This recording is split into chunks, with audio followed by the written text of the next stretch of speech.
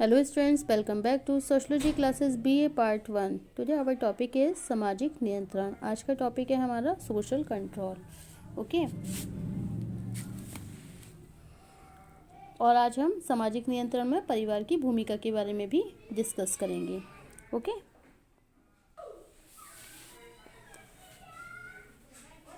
मनुष्य क्या है? एक सामाजिक प्राणी है. जब वह जन्म लेता है तब उसमें और अन्य प्राणियों में केवल शारीरिक भिन्नता होती है. ओके. समाज के एक जिम्मेदार सदस्य के रूप में स्थापित होने के लिए उसे अपने व्यवहारों को समाज की मान्यताओं के अनुरूप ढालने पड़ते हैं और समाज जिन रीतियों के द्वारा व्यक्तियों के व्यवहारों का नियमन करता है उन्हें ही सामाजिक नियंत्रण के नाम से जाना जाता है. ओके.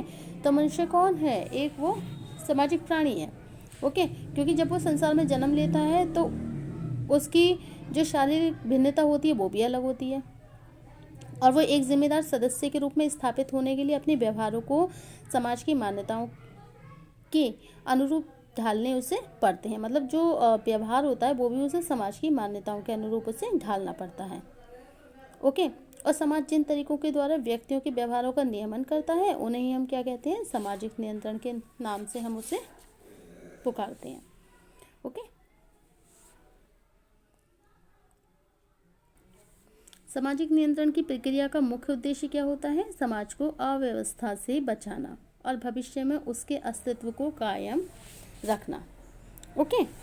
तो सामाजिक नियंत्रण का जो उद्देश्य होता है वो होता है अब जो हमारा समाज होता है उसे हमें अव्यवस्था से बचाना होता है और उसके अस्तित्व को भी कायम रखना पड़ता है. जिस प्रकार राज्य और अपने नियमों को तोड़ने वाले को दंड देता है, मतलब जिस प्रकार राज्य और अपने नियमों को तोड़ने वाले को वो दंड देता है, समाज भी सामाजिक नियम कानूनों को तोड़ने वाले को वो दंडित करता है. ओके. तो समाज भी क्या करता है? सामाजिक नियम कानूनों को तोड़ने वाले को भी दंडित करता है. इसके कारण लोगों के व्यवहार में निश्चितता और एकरूपता भी बनी रहती है. ओके. तो सामाजिक नियंत्रण की व्यवस्था को प्रभावी बनाने के लिए अनेक साधनों और अभिकरणों का भी सहारा लिया जाता है. जैसे प्रथाएं होती हैं, परंपराएं होती हैं, लोकाचार है, हास्य है, व्यंग है, प्रचार है, जनमत है, कानून है, पुरस्कार है एवं दंड आदि सामाजिक नियंत्रण के साधन हैं. सभी अभिकरण एवं साधन मिलकर सामाजिक नियंत्रण की व्यवस्था को भी कायम रखते हैं. ओके. नियंत्रण के स्तर पर समाज और राज्य के बीच यही फर्क होता है कि राज्य लिखित नियमों से चलता है जबकि समाज अलिखित नियमों से संचालित होता है. राज्य के नियम योजनाबद्ध तरीके से निर्मित होते हैं तो समाज के नियम एवं आदर्श समय के साथ स्वतः ही विकसित होते रहते हैं. ओके.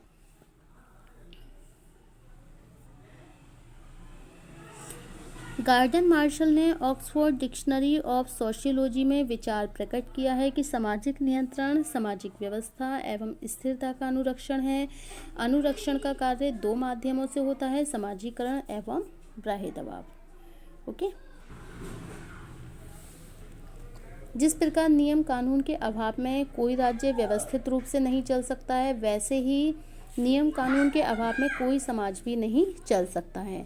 सामाजिक नियंत्रण की प्रक्रियाओं द्वारा ही समाज संतुलित ढंग से संचालित होता रहता है.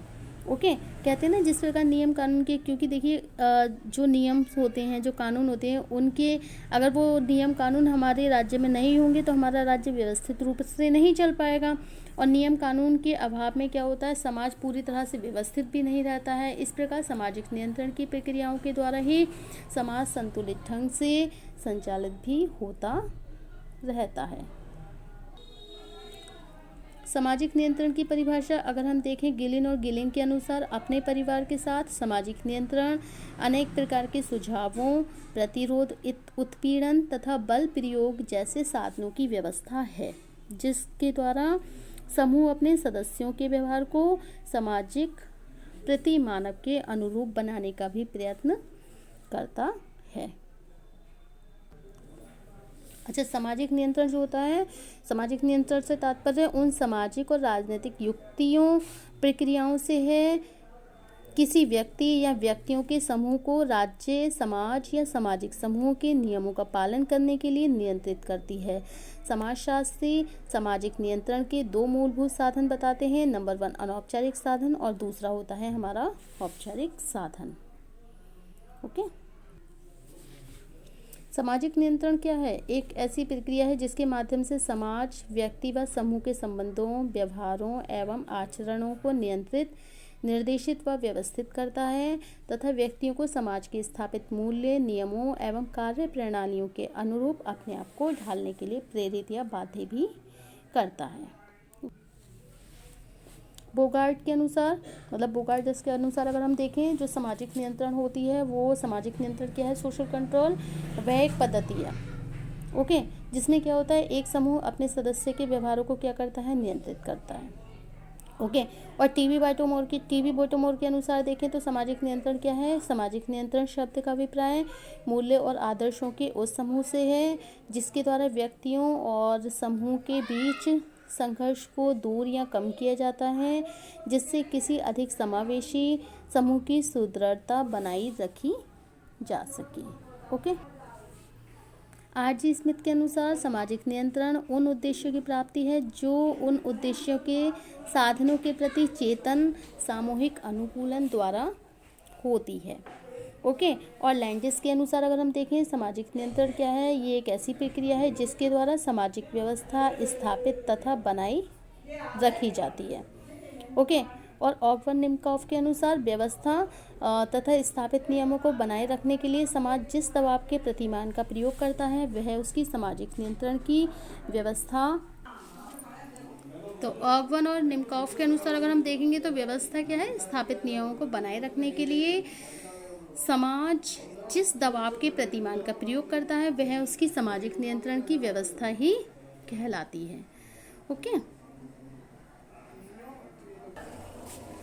मैकाइवर एवं पेज के अनुसार सामाजिक नियंत्रण से आशय उस तरीके से है जिससे संपूर्ण सामाजिक व्यवस्था अपने को क्या करती है? संगठित बना के रखती है। ओके, एक परिवर्तनशील संतुलन की भांति अपने को क्रियाशील भी रखती है।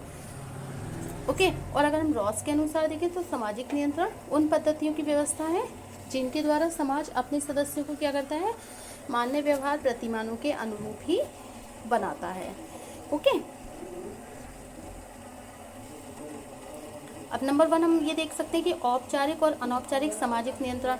औपचारिक सामाजिक नियंत्रण से आशय ऐसे नियंत्रण से है जो स्पष्ट रूप से परिभाषित हो, सोच समझकर बनाया गया हो, वह अधिकांशतः लिखित होता है। यह नियंत्रण सामान्यतः व्यक्ति के बाहरी आचरण को नियंत्रित करता है। इसके अंतर्गत संस्थागत सामाजिक नियमों जैसे पंचायत, म्यूनिसिपैलिटी, महाविद्यालय, क्लब या अन्य ऐसी समितियों के नियमों तथा प्रांतीय एवं राष्ट्रीय कानूनों को रखा जा सकता है। ओके, सेकंड होगा आपका चेतन और अचेतन सामाजिक नियंत्रण।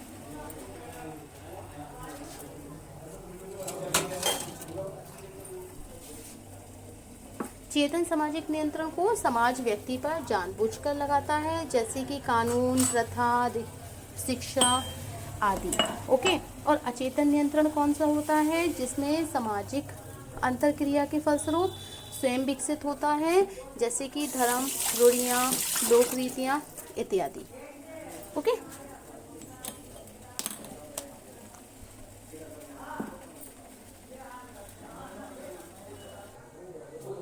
ओके, नंबर 3 आता है आपका सकारात्मक एवं नकारात्मक सामाजिक नियंत्रण। ऐसे नियंत्रण जिन्हें पुरस्कारों के माध्यम से प्रोत्साहित किया जाता है सकारात्मक सामाजिक नियंत्रण कहलाते हैं। ओके, सकारात्मक सामाजिक नियंत्रण कहलाते हैं और ऐसे नियंत्रण को समाज में प्रशंसा, अनुमोदन, स्वीकृति तथा पुस्तकों से प्रोत्साहित किया जाता है। जैसे ऐसे लड़के जो अच्छे ढंग से रहते हैं, समायोजित व्यवहार करते हैं, घर परिवार, पड़ोस, गांव, स्कूल आदि में सर्वत्र उनकी प्रशंसा की जाती है तथा उनके कार्य व्यवहार की भी सराहना की जाती है। ओके,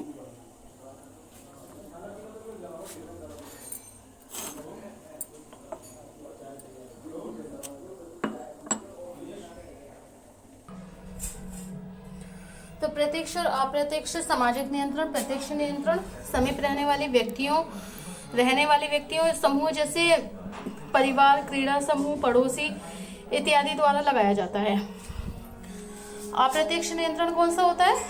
जो विभिन्न संस्थाओं और समूहों द्वारा लगाया जाता है।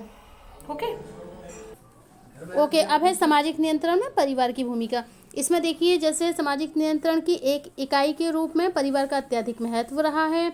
और पारिवारिक, ये जो परिवार होता है व्यक्ति के जीवन में प्राथमिक संबंधों वाला समूह होता है, जो बच्चों और सदस्यों के व्यवहार, आचरण, चरित्र आदि को प्रारंभ से ही नियमित व नियंत्रित करता है। सामाजिक नियंत्रण में परिवार की भूमिका को निम्न प्रकार से स्पष्ट किया गया, जैसे कि सामाजिककरण द्वारा नियंत्रण होता है। ओके, सद्गुणों के विकास द्वारा नियंत्रण होता है। और क्या है? शैक्षिक कार्यों द्वारा नियंत्रण होता है। ओके, और विवाह संबंधी नियंत्रण होता है। सदस्यों की देखभाल होती है। आर्थिक संरचना का केंद्र होता है। पारिवारिक नियम और प्रतिबंधों द्वारा नियंत्रण होता है। ओके, पारिवारिक दायित्वों द्वारा नियंत्रण, धार्मिक विश्वासों द्वारा नियंत्रण। इस प्रकार वास्तव में हम ये कह सकते हैं कि परिवार भी सामाजिक नियंत्रण का एक शक्तिशाली माध्यम है। औद्योगिकरण, नगरीकरण, विज्ञान, प्रौद्योगिकी, व्यक्तिवाद की भावना में वृद्धि, जनतांत्रिक मूल्यों का विकास आदि के कारण भी परिवार की संरचना एवं कार्यों में व्यापक परिवर्तन हुए हैं। ओके, इन परिवर्तनों के कारण परिवार की नियंत्रण जो शक्ति है वो पहले की तुलना में कम हो गई है। फिर भी नगरीय समुदाय की तुलना में ग्रामीण समुदायों में परिवार आज भी सामाजिक नियंत्रण में प्रभावी भूमिका निर्वाह कर रहा है। परिवार केवल सामाजिक नियंत्रण में ही प्रमुख भूमिका नहीं निभाता है, बल्कि समाजीकरण की प्रक्रिया को भी संभव बनाना है। ओके, जैसे कि किम्बल यंग के अनुसार समाज के अंदर समाजीकरण के विभिन्न साधनों में परिवार का भी सबसे अधिक महत्व है। Okay, so thank you for watching my YouTube channel. Thank you so much. Thank you.